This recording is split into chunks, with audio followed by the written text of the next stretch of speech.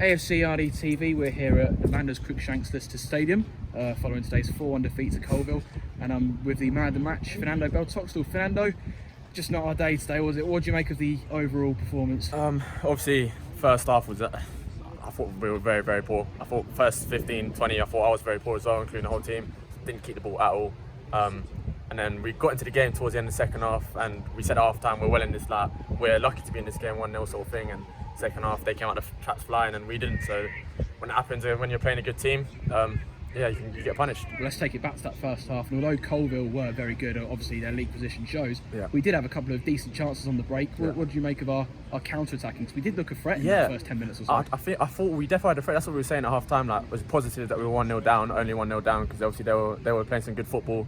We showed chances ourselves, and we thought we could come out second half and get a bit of fight and come back into the game. But obviously they came out the traps flying and we didn't, so get punished, don't you? Obviously they went in at half-time 1-0 up. That goal coming in the 18th minute. Although Richard got a hand to it, I don't think there was much he could have done really, because obviously it was a fast strike, it was a wet pitch, and it was from pretty close range as well. Yeah, I mean, at the pitch, well, obviously when it's wet, it's very skiddy. I mean, it doesn't help, does it? But yeah, there's no excuses for that performance.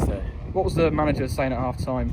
We were just saying we just need to get closer to people, try to close people down. I think we're trying to show them a bit too much respect. Like, we know they're a good team, however, like, they're only as good. They're in the same league as us, so we can obviously compete with them, which I thought we did towards the end of the first half. But just got to get tight and show them less respect, get higher up the pitch. But obviously second half, yeah.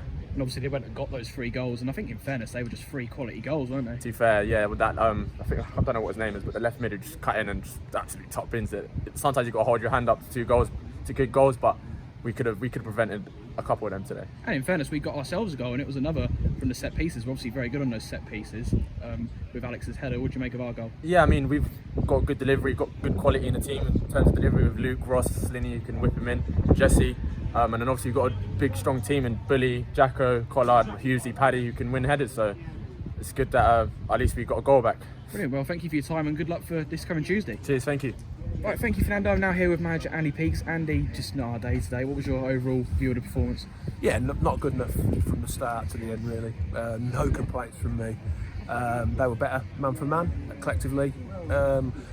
Probably outworked as well, if I'm being honest. I know it's easy to work harder when you were doing well, etc. But no, we got it wrong today. We wasn't good enough. And I'll take some responsibility. I don't think the shape was right. I don't think the team was right, if I'm being really honest. And I'm always honest with myself, and I will. But as I'm just sitting there, I'll take some of it because we didn't have the right people in the right areas. But that doesn't excuse people not working hard enough and not tracking the man, because you still have to do that sort of stuff. And we wasn't good enough in them areas either. So it's a collective thing. Disappointing. Disappointing for people who come to watch and stood in them conditions to witness that. But for me, it's a game. I think we give them a little bit too much respect to start with as well. But it's one we write that off. For me, we got a goal back, and it petered out a little bit, but nowhere near good enough. A lot of thinking to do, but we write it off and we have to move on from it. So looking at the team, I think you made one change to the side with Ross coming in for Jesse. Was that anything tactical, or was that an injury or something? No, Jesse's rolled his ankle last week. He wasn't right training, so it was a case of whether we went for Slinny or Ross. We felt Ross's experience against their 2 experienced ones would work. And the rest picked itself, but it sort of didn't. That's where I not criticised myself, because it worked last week. This is a different ball game, and we thought it might work today the way they play. But they're particularly good at what they do, and I think I want to give some credit to them, because it's easy for me to say we weren't this and we weren't that. And I don't talk loads about opposition teams, but they were good. They're a good team. They play a system. They're good at what they do. And like you said, they'll beat a lot of teams. But we have to learn more about ourselves. Yeah, and I think fair play to yourself for probably saying that the shape was probably wrong. What was that shape? Was it a 4-5-1? Because that's what it looked like from the side. It was a 4-3-3, just like it was last week, really. But I'm asking Laurel to do things he perhaps not natural to him, tracking back right side. I'm asking Shanks to play at the top of the diamond, and technically it wasn't right for him today. At home, I think we got away with it, but against a team like this, we didn't. And I make them decisions, and I live and stand by them, really. And you live and die by them. And today we didn't get it right. And I say I'll take my share, but what I won't take the share of is still putting a shift in and still tracking. Whereas if someone runs past you, you have to track them. Whatever shape we're playing, it's 11 against 11. So looking back at that first half, obviously Coalville deserved their lead at half time, but I thought we had a couple of good chances on the break in the first 15. Obviously, Chris drew that fantastic save. What was your view of our attacking in that? I'd said before we got here, and I said it again at half time, if you defend well, track your runners, and do all the nasty bits of football, should we say, we'll get opportunities. You need to stay in the game. And I thought first half, although it wasn't great, we were still in the game. You know, they'd scored, they'd had opportunities, but we'd had a couple as well. And I said, if we defend better, take more responsibility, second half, and do the right things and stay in the game, we'll get an opportunity. But, you know, the first 20 minutes, they blew us away with 3 more goals, and, you know, then it's almost damage limitations, which it is, because I've got a lot of pride. I don't want to go and get beat 6 and 7s and 8s, and at that stage, that's the way it was going.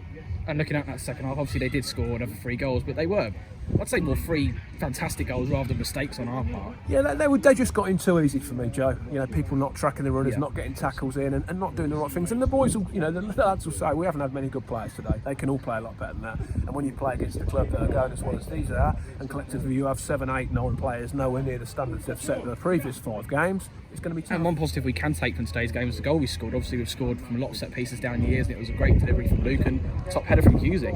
Yeah, no, it's a great goal, you know. And like you said, if you stay in the game, that can be the difference between getting a point and getting nothing. If it had been 1-0, we'd have took that, would have been a great point. So that's the nature. But yeah, it was a good goal, great finish from Husey. I was pleased for him, and you know, they stuck at it. Someone stuck at it. I felt a bit sorry for Alex Collar because he got booked early on when Husey and Paddy basically bumped into each other. He had no choice, and he was on a tightrope.